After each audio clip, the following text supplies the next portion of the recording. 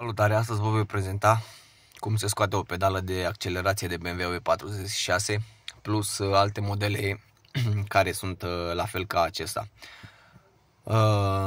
În primul rând aveți nevoie de o șurubeniță foarte subțire. Se introduce aici în acest clips. Din păcate la mine acest clips este deja rupt, fiindcă mașina a fost inundată și în urma acestui lucru acest plastic s-a deteriorat. În principiu trebuie să apăsați pe acest clips în jos, după care această pedală este către exterior și cam așa iese pedala de